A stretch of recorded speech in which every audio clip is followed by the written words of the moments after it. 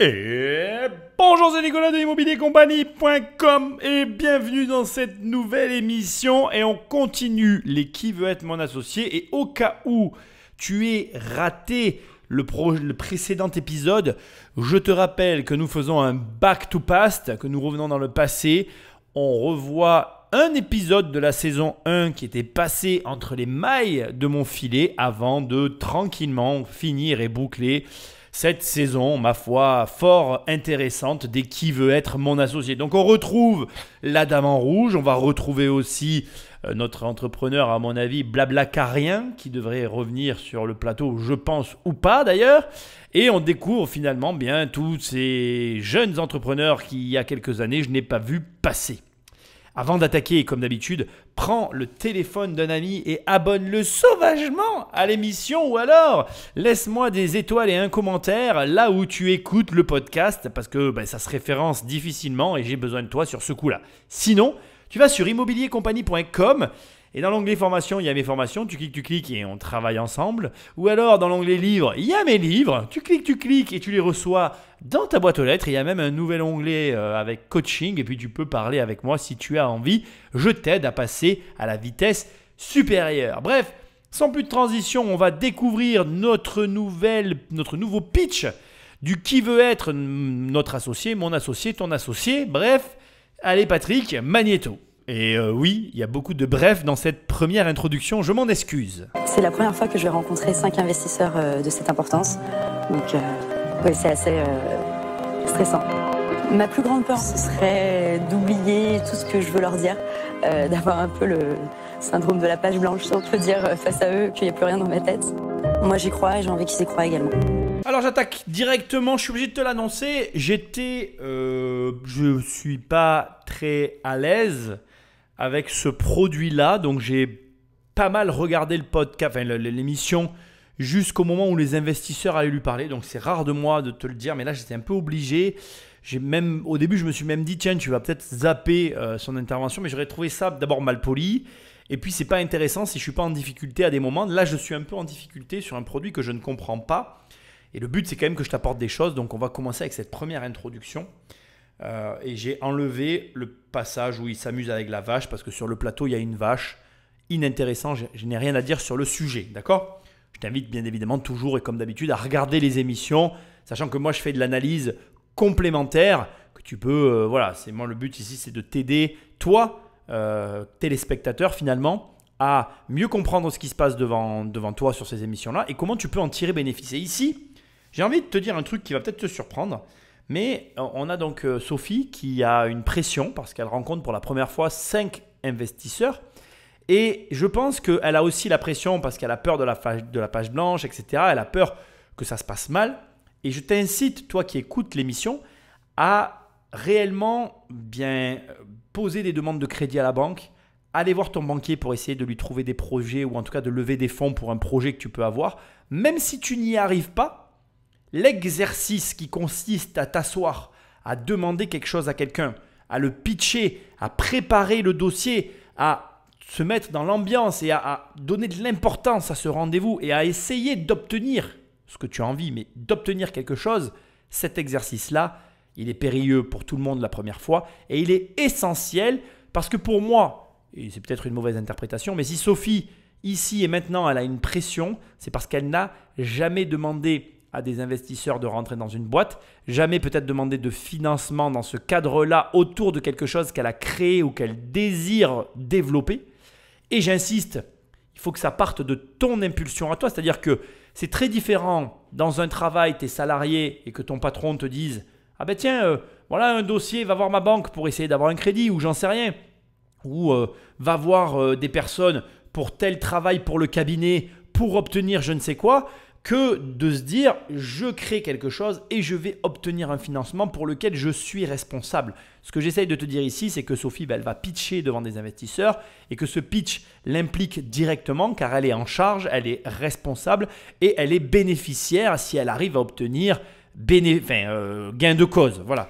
Et donc c'est vraiment important pour toi qui écoutes de prendre l'habitude, même si aujourd'hui tu es salarié ou rien du tout d'ailleurs, même si tu es au chômage, d'essayer d'aller voir sa banque et de demander quelque chose.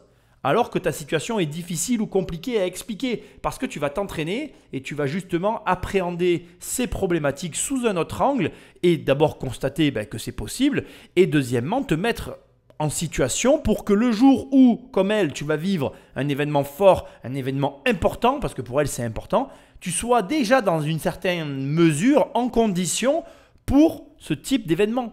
On n'obtient que le résultat de la préparation que l'on a réalisée en amont. En gros, ton entraînement quotidien égale le résultat que tu obtiens.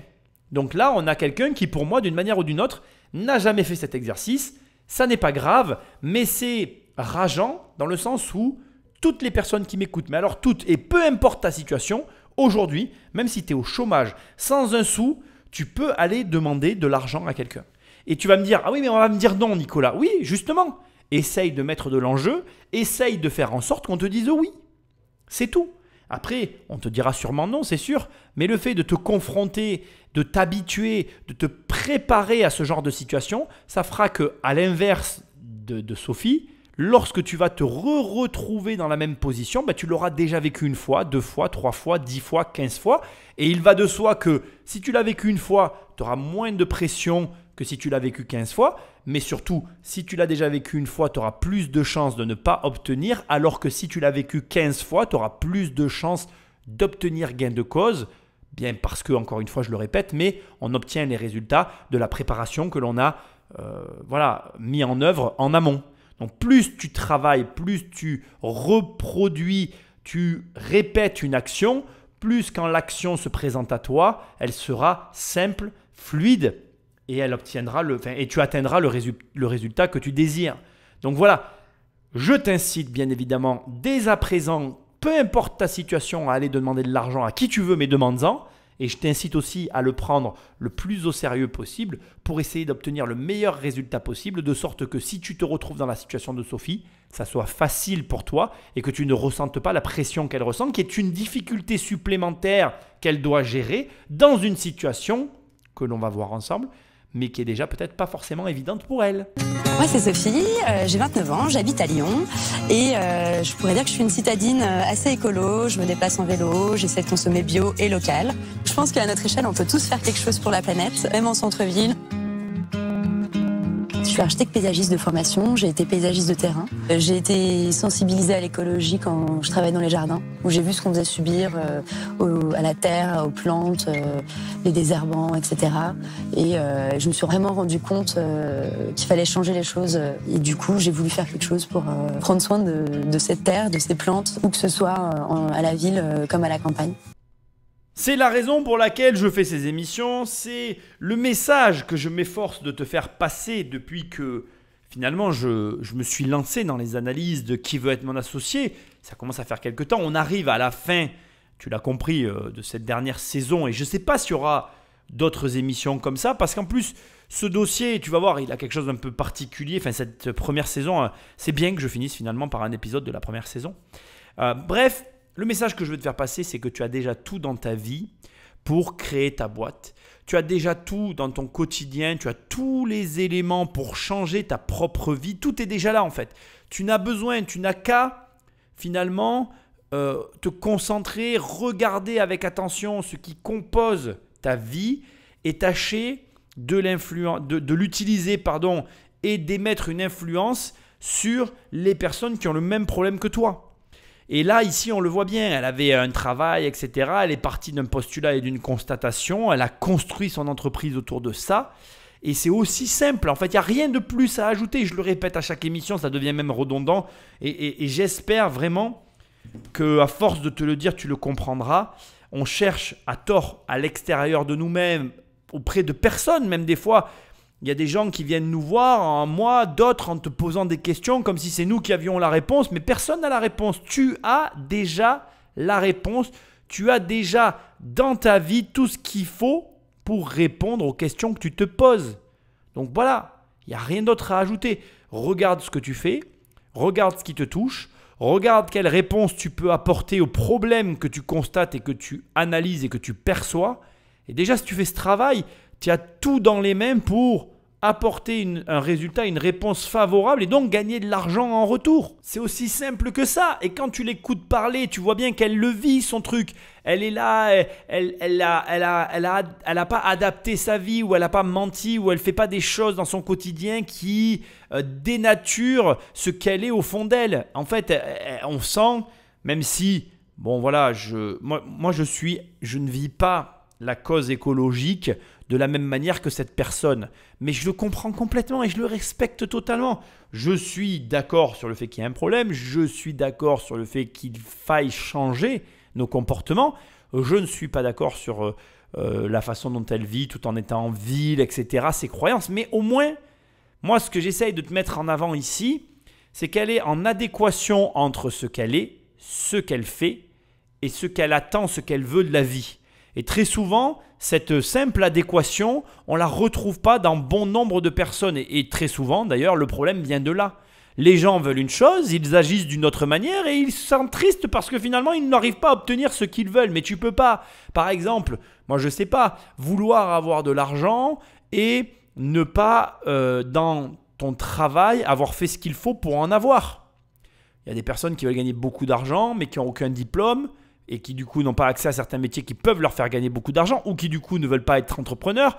Alors tu vois, je parle de l'argent parce que moi c'est mon domaine, c'est un exemple facile, mais c'est valable pour tout dans la vie. Tu pourrais me dire, oh là là, je trouve pas l'amour, je comprends pas pourquoi, je suis triste. Ben oui, mais enfin, si tu fais rien pour trouver l'amour ou si tout simplement tu ne changes rien dans ta vie ou tu n'agences pas ta vie pour avoir de l'amour dans ta vie, enfin voilà, je veux dire, dans nos vies à tout un chacun, il y a quand même un minimum de choses à faire pour obtenir les résultats qu'on attend. Si tu attends des résultats sans ne jamais rien faire pour les obtenir, ben devine quoi, tu n'auras jamais les résultats que tu attends et tu peux attendre toute ta vie.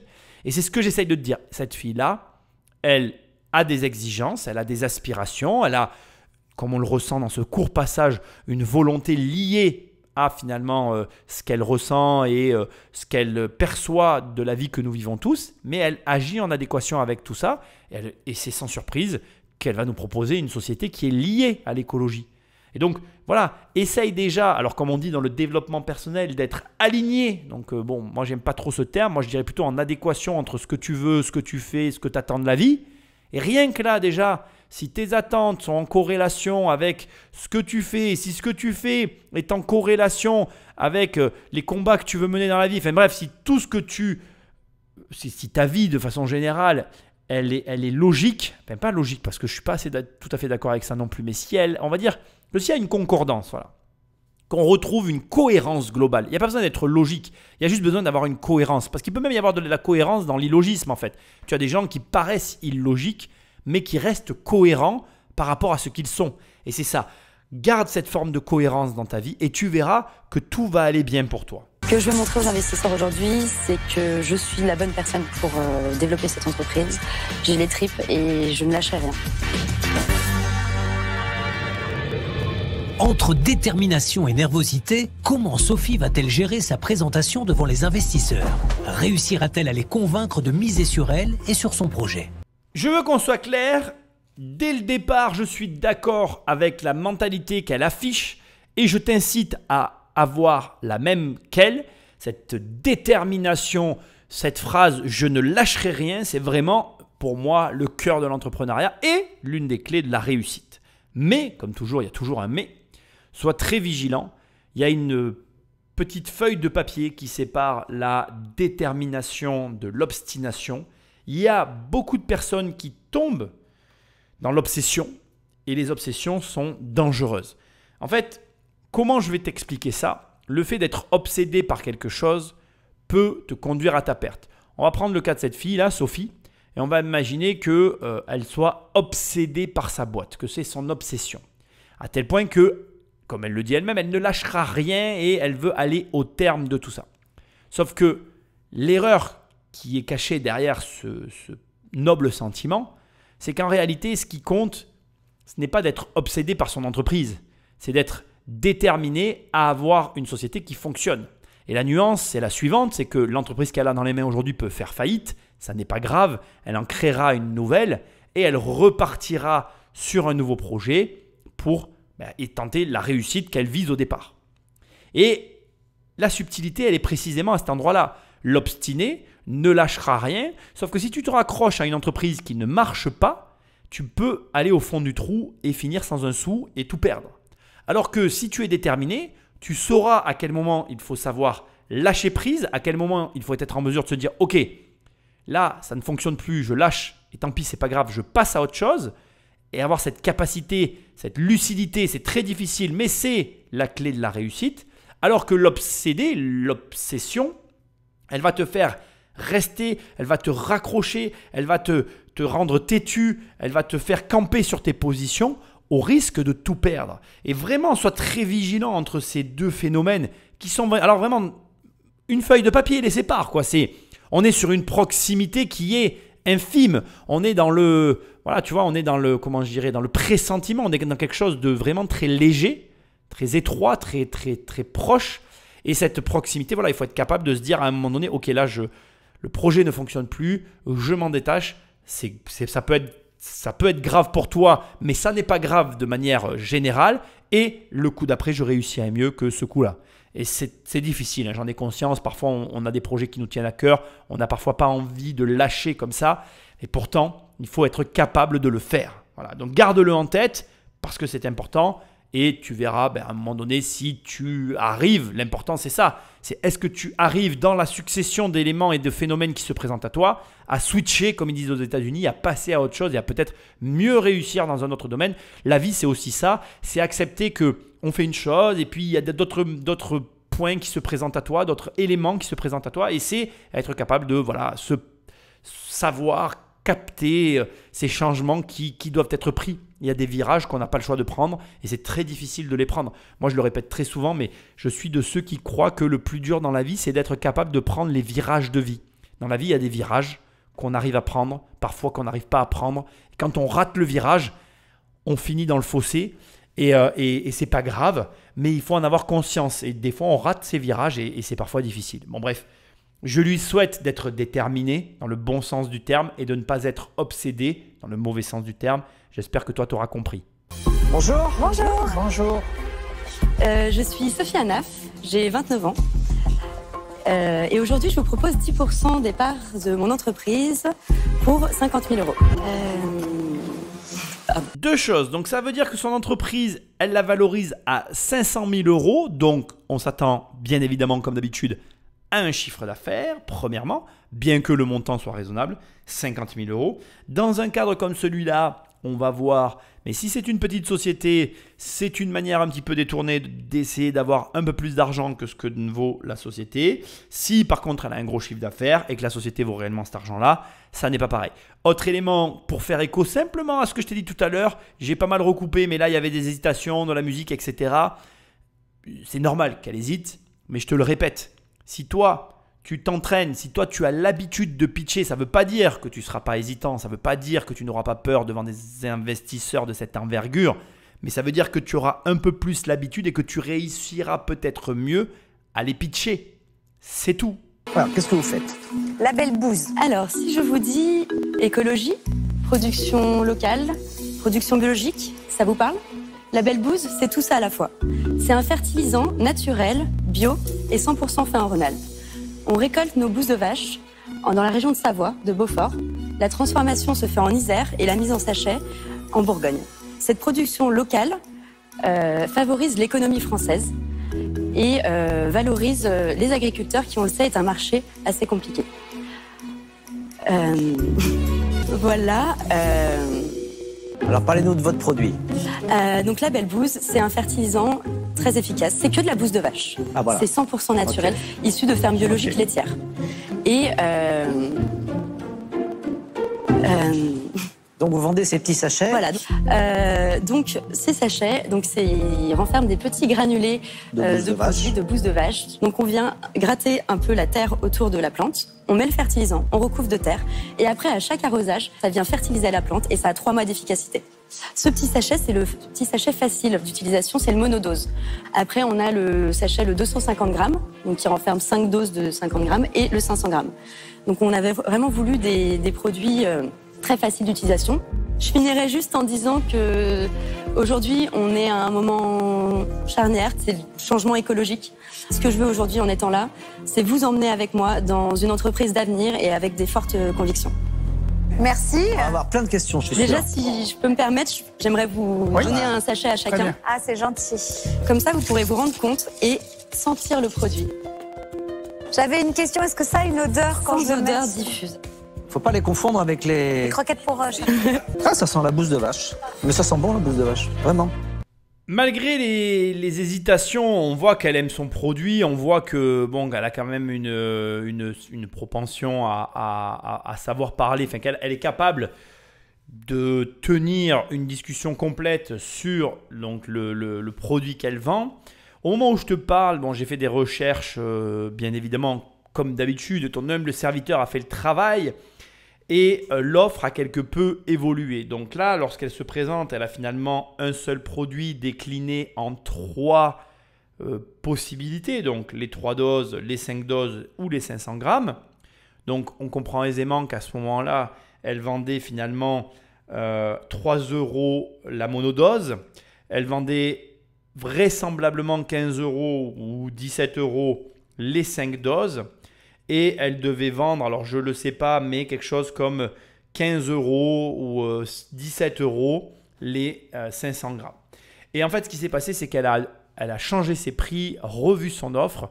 Elle a supprimé la monodose pour rentrer directement sur les 50 grammes, ce qui correspond aux 5 doses de 10 grammes, pour vendre le produit 17,95 €, 18 €. Puis, on attaque à 250 grammes à 14,95 € les 250 grammes. Là, pour moi, il y a, je dirais, une forme d'incohérence. J'ai un peu du mal à comprendre voilà, comment ça fonctionne. Mais en fait, à 17 €, tu as 5 unités d'une dose. Bon, voilà, je pense que c'est ça. Et après, tu attaques sur un gros sachet de 250 grammes à 14 € qui, lui, est moins cher. Donc, en fait, il n'est pas dosé. Tu as 250 grammes qui sont mélangés dans un grand sachet, alors que les 5 unités, donc ces 5 unités de 50 grammes, sont vendues 17,95 €. Bon voilà, c'est un peu étrange, mais il y a plus de, on va dire, de sachets pour les 5 doses. Donc bon voilà. Après, les 500 grammes sont à 19,95 €. Maintenant, elle vend 1 kg à 34,95 € et elle vend 3 kg à 59,95 €. En termes de présentation, ça ressemble à un gros pot de peinture. Voilà, que tu dois ouvrir et avec à l'intérieur de la bouse de vache compressée. On est sur un produit qui a une vocation écologique, elle le souligne. C'est pour elle ce qu'il y a de plus important et elle a pour vocation finalement de proposer à des particuliers bien finalement un produit qui est normalement destiné aux professionnels, mais ça tu vas le voir tout de suite. Donnez-nous quelques chiffres. Combien ça coûte, combien vous en vendez, qu'après on vous embête plus. Alors, le produit que vous avez entre vos mains, il coûte 3 €. C'est vraiment le produit d'appel. La transformation en granulé, c'est vous qui la faites? Alors, moi, j'achète le produit transformé en granulé Oui. à un Et industriel. vous le Oui. redistribuez. Et je le redistribue. Mais vous vous assurez en fait de la traçabilité pour être certain que ces granulés proviennent bien des fermes que vous avez sélectionnées vous-même. Exactement. Qui vous revient à combien à la fabrication entre le packaging et le produit à l'intérieur? On est sur un pourcentage de bénéfice Le coût 74%. D'accord. C'est la marge brute, marge nette? Marge brute. La marge brute. Non, mais vous nous avez dit quand vous avez lancé, je me rappelle plus. En 2017. D'accord. Ça fait déjà 2 ans.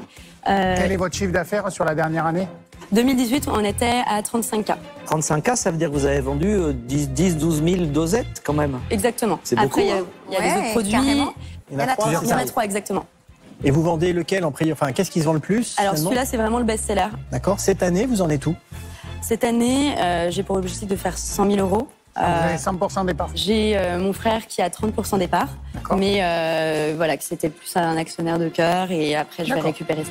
Vous êtes distribué déjà beaucoup dans les magasins, les jardineries, tout ça? Alors actuellement, j'ai 50 boutiques en France qui me 50 distribuent. boutiques. Et c'est vendu principalement donc dans les boutiques ou vous avez de la vente directe? Alors principalement dans les boutiques. D'accord. Après, il y a de la vente sur Internet via Amazon.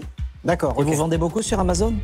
On vend pas mal, oui. C'est pas Et mal, qu'est-ce hein. qu'ils en disent, les clients? Donc je m'adresse à ces gens qui peut-être ne fertilisaient pas leurs plantes et les clients sont ravis, ils voient vraiment des différences. Ils mettent la belle bouse et ils voient des nouvelles feuilles, des nouvelles fleurs.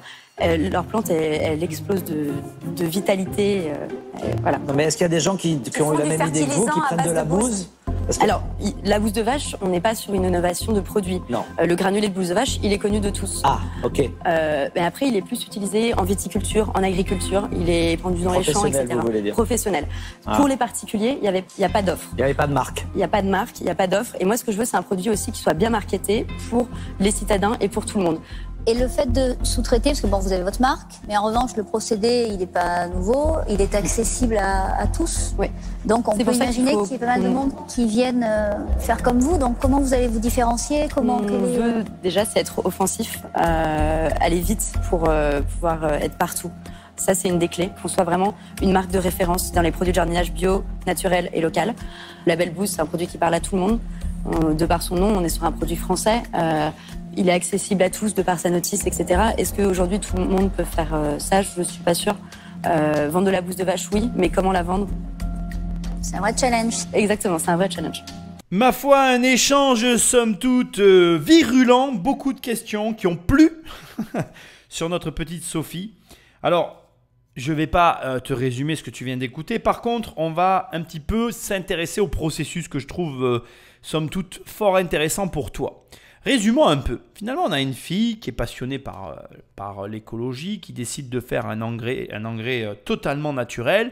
Au passage, je suis allé voir sur Amazon, donc le produit est toujours disponible, donc la société existe toujours. Moi, je suis arrivé à la conclusion que la société existe toujours. Par contre, il y a un fait qui est en train de se démarquer petit à petit au fil de cette émission, c'est que je suis assez surpris. J'ai l'impression que les interventions de nos experts ne sont pas si magnifiques que cela, puisqu'a priori, même si je ne connais pas la fin, j'ai la sensation que quelqu'un est rentré au capital, mais qu'il en est ressorti. Alors malheureusement, je dois te le dire, mais en faisant les recherches, j'ai vu le nom passer. Donc je me doute de qui a levé le portefeuille dans cette émission. Alors vraiment pour le coup cette émission ne correspondra à rien de ce que j'ai l'habitude de faire. Donc je connais la fin avant de l'avoir écoutée mais je n'ai pas vu la fin. Enfin bref, je me suis arrêté à ce moment-là dans l'écoute de l'émission. Je t'ai dit que je l'avais écouté jusqu'à un certain point. C'est jusque là que j'ai écouté l'émission. Et maintenant ce qui va m'intéresser par contre, et c'est pour toi, c'est donc, je me suis auto-coupé, c'est le processus que Sophie a suivi pour créer ce projet. Donc on a une personne, Sophie, mais ça peut être toi, ça peut être n'importe qui a finalement une passion, si je puis dire, ou en tout cas un domaine pour lequel elle a une forte affinité, dans lequel elle veut se lancer, et elle décide donc de s'engager à corps perdu dans le métier en question, qui est l'engrais. Alors c'est original, hein, c'est un micro-marché pour le coup assez original. Et ce que je trouve très intéressant, c'est qu'elle va prendre un produit qui est destiné aux professionnels et qu'elle va apporter aux particuliers. Et là, pour moi, déjà, tu as une stratégie utilisable, employable, qui est gagnante. Si tu connais, peu importe ton activité, un produit destiné à des particuliers, à des professionnels, putain, j'y arrivé, mais même l'inverse d'ailleurs, ou destiné à des professionnels que tu peux apporter à des particuliers, ou destiné à des particuliers que tu peux apporter à des professionnels, dans les deux cas, tu tiens dans les mains un concept gagnant et tu n'as rien inventé. Tu as juste constaté qu'il existait un produit, qu'il avait une destination spécifique, qu'il n'était pas adapté à l'autre marché, particulier ou professionnel, peu importe. Tu vas toi l'adapter, le marketer. Donc là, quelle est la compétence finalement de Sophie? Son marketing. Et c'est tout. Certains diront, ouais, c'est pas une compétence, ils peuvent critiquer. Tu peux critiquer, mais en attendant, fais-le. Si c'est facile, t'as qu'à le faire. Et au final, on a un truc qui tient la route. 74% de marge et un best-seller, le premier prix à 3 €. Alors, c'est très intéressant parce que tu vois, elle n'a pas hésité et on le voit maintenant à rebours. Donc, c'est-à-dire qu'on le voit quelques années après, puisque là, cette émission, elle date d'il y a 2-3 ans, avant le Covid. Eh bien, on voit qu'elle a supprimé le produit à 3 € au profit du premier prix qui est maintenant à 15 balles. Donc, ça te montre que malgré tout, elle a augmenté ses prix pour augmenter sa marge. Et elle travaille à 74% de marge, ce qui veut dire que le produit lui revient, un sachet lui revient à 0,62 centimes pour le prix vendu à 3 €. Et à mon avis, ça doit lui revenir moins cher sur les gros sachets puisqu'il y a moins d'emballage. Mon opinion personnelle. Je ne parle pas parler avec elle, mais c'est intéressant. 74% de marge sur des produits comme ça, c'est extrêmement intéressant. Il y a un autre élément que je trouve et que je veux te dire, que tu dois noter, et qui est encore plus intéressant, c'est qu'on est sur des produits de recyclage. C'est-à-dire qu'on a une industrie, l'industrie agricole, qui produit des déchets et qui, eux, vendent leurs déchets. Et la vente de déchets d'une industrie est un marché à part entière. Et je sais de quoi je parle. Je peux te dire que j'ai un ami à moi qui est dans ce business-là et tu n'imagines pas l'argent qu'il y a à se faire là-dedans. Donc je m'explique que tu comprennes. Tu prends une industrie, toutes les industries génèrent des déchets. Toi, tu vas racheter ces déchets à très bas coût parce que voilà, c'est des déchets quoi en fait pour eux. Et tu les rachètes à bas coût et toi, tu en fais autre chose et tu vas marger dessus. Et il y a un pognon, mais alors pas possible à se faire. Toutes les industries du monde produisent des déchets. Et ces déchets, quand l'industrie en question ne connaît pas leur potentiel, eh bien, tout simplement, qu'est-ce qui se passe ? Bien, elle les jette. Donc, ça veut dire qu'au moment où je te parle, il y a des déchets qui sont jetés, qui ne produisent aucune valeur pour certaines industries et qui vont finir à la poubelle et que si toi, tu arrives à leur trouver un second usage, une seconde vie, voire même une vie toute courte, bien, tu peux encaisser un pognon pas possible. Fais très attention. Et je dois te prévenir, parce que là aussi, je l'ai vécu un peu de l'extérieur. Dans le marché du déchet, quand le déchet finit par valoir de l'or, l'industrie en question finit par valoriser le coût du déchet. Et tu te retrouves parfois avec des inepties comme par exemple un déchet qui est vendu à 2 € la tonne, je te dis une connerie, qui finit par être vendu à 2000 € la tonne. Et là, c'est moins une connerie, c'est une réalité. Bref, peu importe, ce que je veux que tu comprennes derrière tout ce qu'elle est en train d'expliquer là, c'est qu'elle est ni plus ni moins qu'une intermédiaire qui va récupérer de la bouse de vache, qui va la faire retravailler par de l'industriel et qui va le reproposer, remarketer à des particuliers comme toi et moi. Et ça, gymnastiquement parlant dans ton esprit, je veux que tu comprennes que c'est possible. Et je veux que tu comprennes que peu importe où tu m'écoutes, là, maintenant, tout de suite, tu peux le faire. Tu peux le faire. Toi qui m'écoutes, tu peux récupérer un déchet, le recycler et le revendre. Et je te le dis comme je le pense, c'est extrêmement rentable.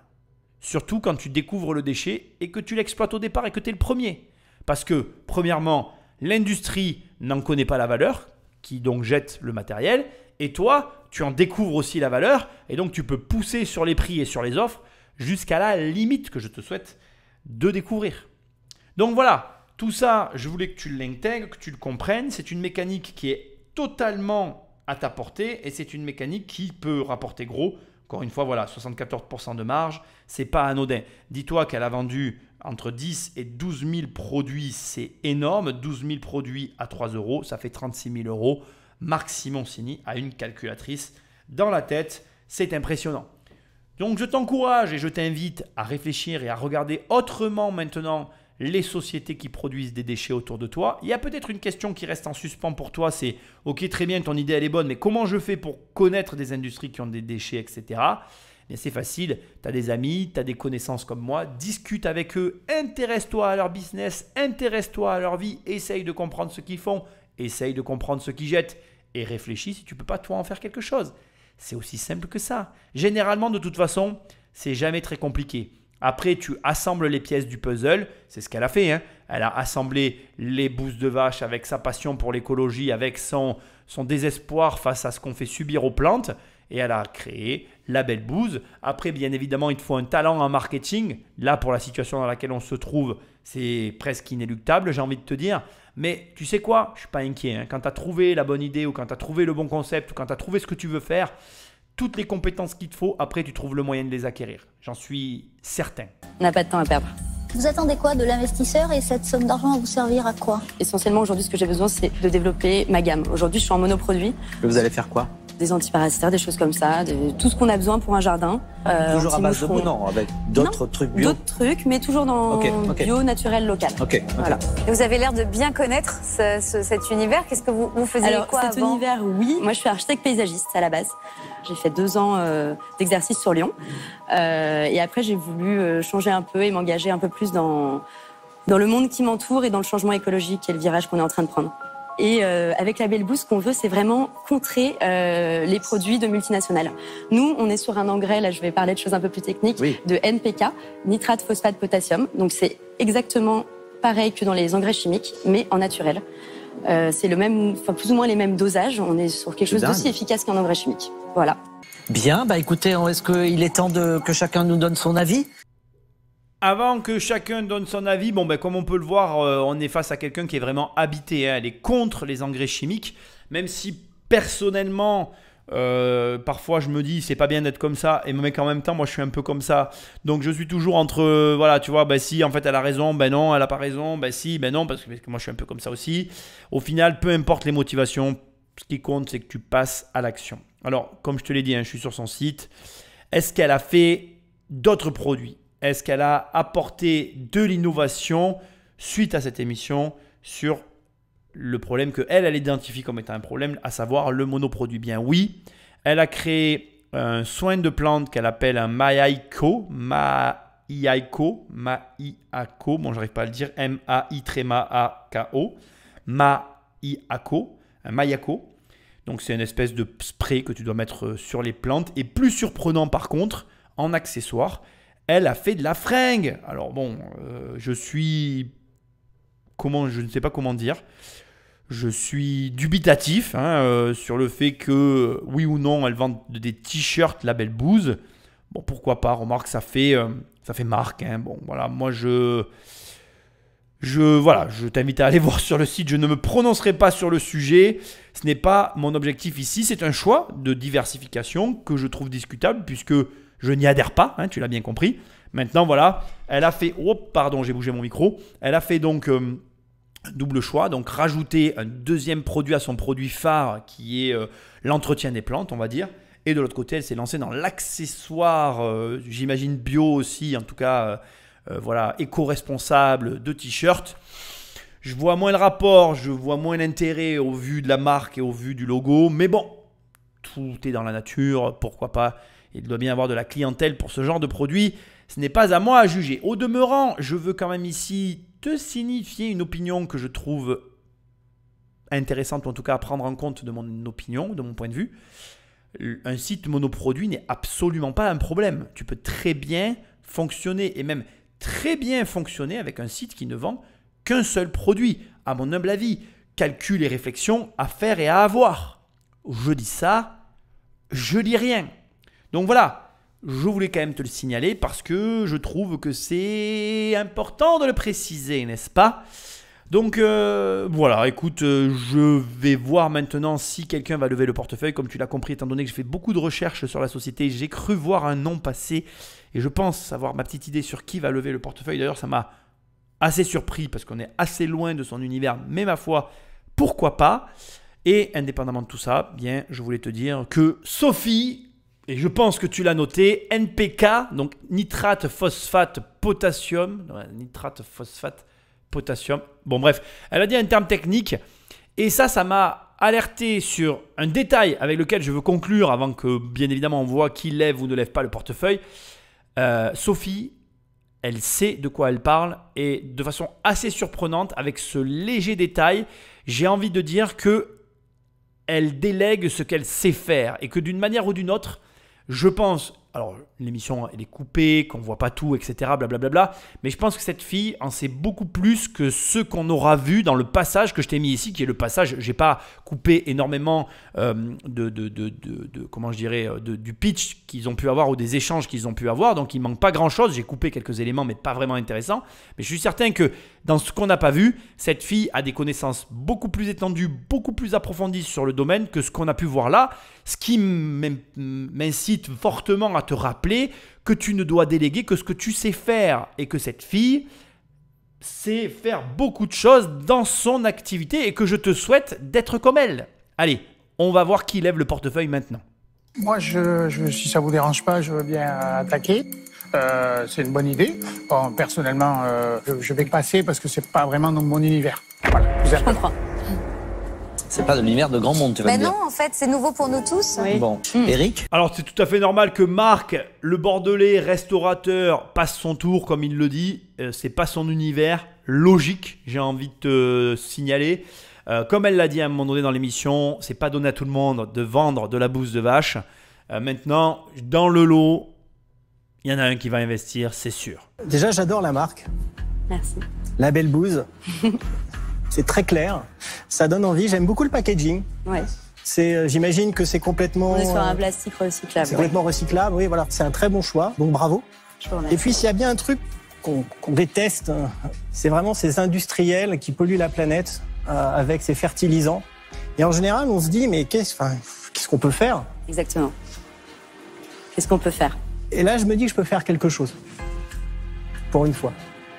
Vous demandez 10% pour 50 000 euros. Oui. Ça fait quand même une valorisation de l'entreprise à ce stade qui est très élevée par rapport à vos ventes, par rapport à ce que vous avez fait. Je ne peux pas répondre exactement à ce que vous attendez, d'accord?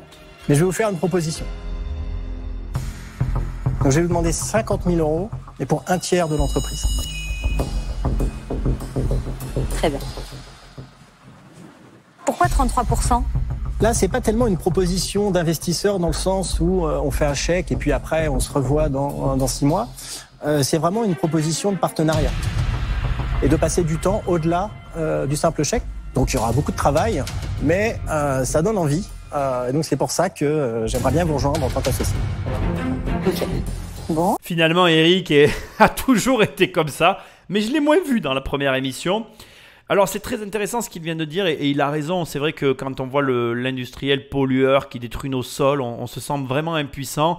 Et l'argumentaire qui consiste à dire j'ai là enfin l'occasion de participer à un changement notable, il est largement audible et largement compréhensible par tous. Et c'est intéressant parce que bon, il commence à demi-mot, sans vraiment poser des questions, il amorce une interrogation autour de l'emballage qui est tout de suite repris par Sophie. Bien évidemment que l'emballage il est recyclable, mais encore une fois, c'est ce que je te disais tout à l'heure, il y a une cohérence chez cette fille, elle transpire la cohérence dans ses actions et dans sa société, etc.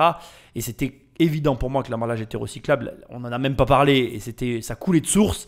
Et ça montre que Eric, lui, ça ne montre qu'une chose à Eric, c'est qu'il peut, en fait, du coup, clairement aller les yeux fermés dans cette entreprise parce qu'il est en face de quelqu'un qui a une volonté d'agir réellement sur les engrais, les changer, s'opposer finalement à un système qui est en place et qui semble finalement, j'ai envie de dire, un peu empirique, immuable, contre lequel on ne peut pas lutter, qui nous dépasse.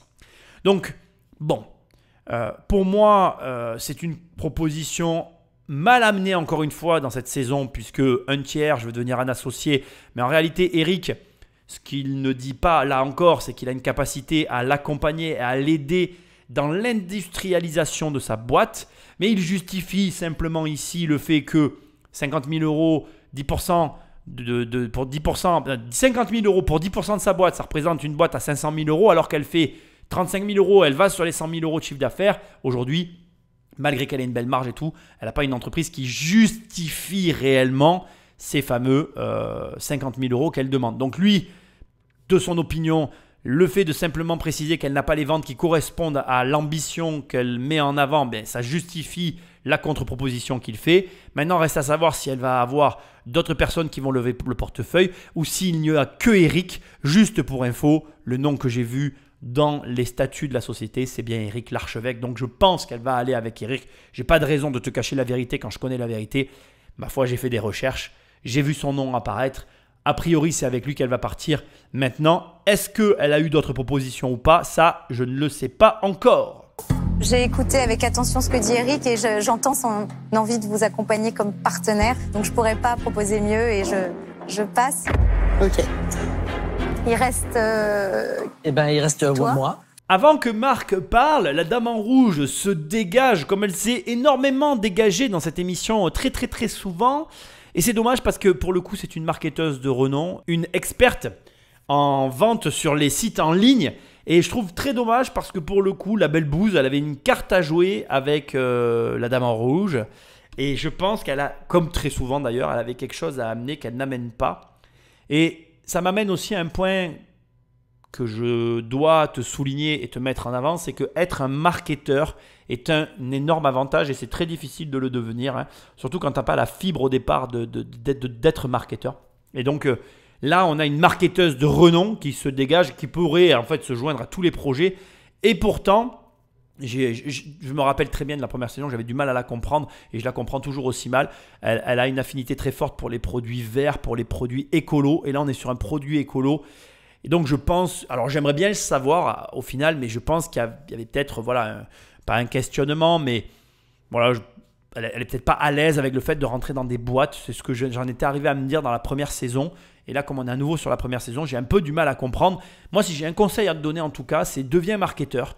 Apprends le marketing, découvre le marketing parce que le marketing t'ouvre toutes les portes. Et quand tu sais bien vendre quelque chose, tu es capable de tout gérer finalement. Et là, voilà, mon incompréhension face à elle, c'est que pour moi, c'est une excellente marketeuse et qu'elle n'a pas de raison de ne pas rentrer. Et là, Sophie aurait tout eu à gagner à l'avoir à ses côtés. Mais bon, c'est comme ça. Déjà, je suis ravi qu'il y ait une proposition. Hein. Franchement, c'est chouette. Après, les pourcentages, déjà, vous avez l'argent. Après, je ne vais pas pouvoir faire mieux. Je pourrais faire facilement pire, mais je ne vais pas le faire. Donc, je vais passer mon tour avec plaisir. Marc Simoncini se dégage, sans doute pour les mêmes raisons qu'ils se sont tous dégagés et qu'ils vont tous se dégager parce qu'ils ont sous-entendu qu'il ne restait que Marc, mais il y a Delphine qui n'a pas parlé. Mais je pense qu'effectivement, on est sur un marché très particulier. Comme je t'ai dit, on est sur du recyclage du déchet d'une industrie. Ce n'est pas donné à tout le monde déjà de comprendre ce rouage et c'est encore moins donné à tout le monde d'arriver à l'optimiser. On est sur quelque chose d'hyper singulier. Pour moi, ça sent la bonne affaire. Mais tu sais, je vais te dire quelque chose auquel je suis en train de penser. Tu peux demain trouver une excellente affaire. Tu peux tomber sur un truc d'exception et vraiment être hyper exalté par ce que tu découvres, etc. Tu peux gagner de l'argent. Et pour autant te planter, hein. Il faut le savoir. C'est pas parce que tu as le bon concept, que tu as tout qui est réuni pour ta réussite que tu vas réussir. Hein. Ça, c'est un concept qui est dur à comprendre, mais je pense qu'elle est sur un très bon filon. Je pense qu'elle a un énorme potentiel, mais je pense que tout le monde n'est pas capable de le gérer. Et je vais même te dire que c'est possible que même Eric ne soit pas capable de le gérer parce qu'on est sur quelque chose de très particulier et ça ne s'adresse pas à tout le monde. Et alors, je veux que tu saches une chose, et c'est bien parce que je n'ai pas trop l'occasion d'en parler, c'est la pire configuration d'un entrepreneur. C'est sans doute l'échec le plus difficile à surmonter quand on entreprend. C'est-à-dire avoir tout pour réussir, mais échouer quand même. Ça, c'est vraiment la configuration que je souhaite à personne. Parce que quand tu échoues pour diverses raisons, mais tu échoues parce que tu n'avais pas ce qu'il fallait pour réussir, j'ai envie de te dire, tu peux t'en remettre facilement. Tu peux te trouver plein de raisons et puis tu passes à autre chose et puis barca. Mais quand tu as tout pour réussir et que tu ne réussis pas parce que tu n'as pas su gérer la réussite, ça, on n'y pense jamais, mais c'est la pire des configurations au monde. Donc bref, je pense que c'est normal que Marc n'y aille pas parce que recycler le déchet d'une autre industrie, c'est très particulier. En plus, on est sur quelque chose de très spécial. Faut-il encore être touché par ça, faire pousser des plantes et utiliser de l'engrais? Moi, je peux que comprendre. J'ai absolument pas la main verte, mais je vois quand même le potentiel. Voyons si la dernière investisseur lève le portefeuille ou pas, ou s'il n'y a que Eric. C'est pour ça qu'il a remporté l'enchère. Alors Delphine, est-ce que tu fais une surenchère sur ce joli projet? Alors, est-ce que je fais une surenchère? Moi je trouve votre projet intéressant. En revanche, marketing, distribution, moi c'est pas forcément mon domaine. Donc comme vous avez déjà une offre, je vais donc passer. À condition que vous l'acceptiez, bien sûr. Donc vous pouvez réfléchir. Enfin, je rappelle la proposition. Donc Eric vous propose 50 000 euros, qui est la somme que vous réclamiez à la base pour 10% de votre capital. Et là, Eric vous propose 50 000 euros pour 33% de votre entreprise. Quelle est votre décision alors? Alors aujourd'hui, au-delà de la somme d'argent, ce que j'ai le plus besoin, c'est d'associer. Et c'est pour ça que je vais accepter votre offre. Ouais. Super. Vous avez bien fait. Ça, c'est une belle affaire. Vous avez bien fait.